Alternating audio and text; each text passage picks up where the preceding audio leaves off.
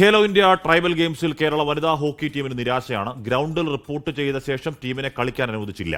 ടീമിൽ മതിയായ അംഗസംഖ്യ ഇല്ലെന്ന് പറഞ്ഞാണ് അവസരം നിഷേധിച്ചത്. ഇന്ന് ഒഡീഷയുമായാണ് ആദ്യ സെലക്ഷൻ മത്സരം നടക്കേണ്ടിയിരുന്നത്. ഗ്രൗണ്ടിൽ മോർണിംഗ് 6 o'clock വന്ന് റിപ്പോർട്ട് ചെയ്ത് കഴിഞ്ഞിട്ട് ഇവിടുത്തെ അതോറിറ്റീസ് നമ്മളെടുത്ത് ഫോട്ടോ എടുത്ത് നമ്മളെടുത്ത് 13 പേരേ ഉള്ളൂ ടീമിൽ. അതുകൊണ്ട് തന്നെ നമുക്ക് ഇതിൽ പാർട്ടിസിപ്പേറ്റ് ചെയ്യാൻ പറ്റില്ല എന്ന് പറഞ്ഞ് നമ്മൾ ഒഴിവാക്കി വിടുന്ന ഒരു സാഹചര്യമാണ് ഇപ്പോൾ നിലവിലുള്ളത്.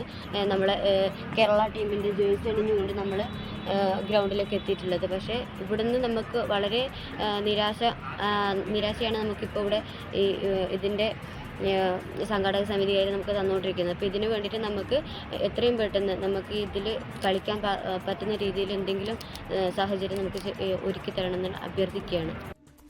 ബൽറാം നെടുങ്ങാടിയാണ് ആ വാർത്തയുടെ വിവരങ്ങളുമായി ചേരുന്നത്. ബൽറാം, കളിച്ചു നോക്കുന്നത് മനസ്സിലാക്കാം, ഇത് അംഗസംഖ്യ ഇല്ലെന്ന് പറഞ്ഞിട്ട് കളിക്കാൻ അനുവദിക്കാത്ത സാഹചര്യം എങ്ങനെയാണ് ഉണ്ടായത്?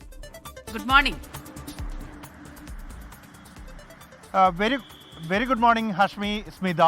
അതീവ ദാരുണമായ ഒരു സാഹചര്യമാണ് ഈ ഛത്തീസ്ഗഡിൽ കളിക്കാനായി എത്തിയിരിക്കുന്ന കേരളത്തിൽ നിന്നുള്ള ഈ വനിതാ ടീമിന് ഉണ്ടായിരിക്കുന്നത്. ഇവർ 3 ദിവസം യാത്ര ചെയ്ത് ഛത്തീസ്ഗഡിലേക്ക് എത്തുന്നു. അവിടെ എത്തി ഒരു ദിവസം അവിടെ താമസിച്ച് ആദ്യ മത്സരത്തിന് മണിക്കൂറുകൾ മാത്രം ബാക്കിയുള്ളപ്പോഴാണ് ഇവർക്ക് കളിക്കാനാകില്ല എന്ന് ഇന്നലെ വൈകിട്ടോടെ അറിയിക്കുന്നത്. തുടർന്ന് ഈ വാർത്ത 24 നൽകിയിരുന്നു. അധികൃതരുടെ ഭാഗത്തുനിന്ന് ഇടപെടലുണ്ടാവുകയും സംഘാടകരുമായി സംസാരിച്ച് ഇവർക്ക് കളിക്കാൻ അവസരമൊരുക്കാം എന്ന് ഉറപ്പ് ലഭിക്കുകയും ചെയ്തിരുന്നു. തുടർന്ന് ഇന്ന് രാവിലെ ഇവരോട് റിപ്പോർട്ട് ചെയ്യാൻ ആവശ്യപ്പെടുകയായിരുന്നു കളിക്കളത്തിലേക്ക്. ഗ്രൗണ്ടിലെത്തി ഇവർ ജേഴ്സി അണിഞ്ഞ് റിപ്പോർട്ട് ചെയ്ത ശേഷം വീണ്ടും ഇവർക്ക് കളിക്കാൻ അനുവദിക്കാൻ കഴിയില്ല എന്ന അറിയിപ്പ് തന്നെയാണ് ലഭിച്ചിരിക്കുന്നത്. ഇതോടെ കടുത്ത നിരാശയിലായിരിക്കുകയാണ്. കേരളത്തിൽ നിന്നുള്ള 13 ട്രൈബൽ വിഭാഗത്തിൽപ്പെട്ട പെൺകുട്ടികളാണ് ഇത്തരത്തിൽ കടുത്ത നിരാശയിലായിരിക്കുന്നത്. ഹഷ്മി സൂചിപ്പിച്ച പോലെ തന്നെ സാങ്കേതികമായ കാരണത്തെ തുടർന്നാണ് ഇവർക്ക് കളിക്കാൻ കഴിയാതിരിക്കുന്നത്. ഏതെങ്കിലും വിധത്തിൽ കളിക്കാൻ അവസരം ലഭിക്കണം എന്നുള്ളതായിരുന്നു ഇവരുടെ ഒരു ആവശ്യം. ടീമിൽ 16 പേരെങ്കിലും വേണം ദേശീയ മത്സരങ്ങൾക്ക് എന്നുള്ളതാണ് ചട്ടം. ഇവരോടൊപ്പം 13 പേർ മാത്രമാണ് ഉണ്ടായിരുന്നത്. ഇതിപ്പോ ഈ ട്രൈബൽ മേഖലയിലുള്ള കുട്ടികളാകുമ്പോൾ കുറെ നാളത്തെ കഠിനാധ്വാനമൊക്കെ ഉണ്ടാവില്ലേ?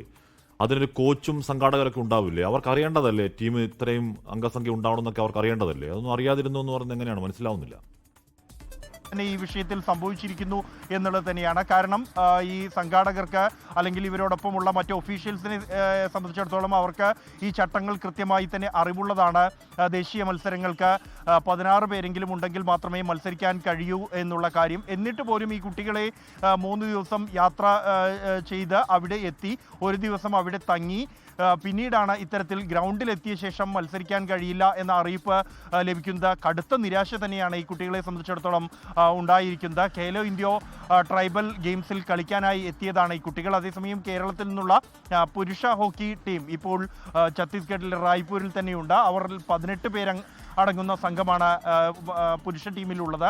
എന്നാൽ വനിതാ ടീമിനാണ് ഇത്തരത്തിൽ ദാരുണമായ ഒരു സാഹചര്യം ഉണ്ടായിരിക്കുന്നത്. തിരികെ കേരളത്തിലേക്ക് എത്താനുള്ള ഇവരുടെ യാത്ര പോലും വലിയ തോതിലുള്ള പ്രതിസന്ധിയായിരിക്കുന്നു. ഇവർക്ക് കളിക്കാൻ കഴിഞ്ഞില്ല, നിരാശരാണ്.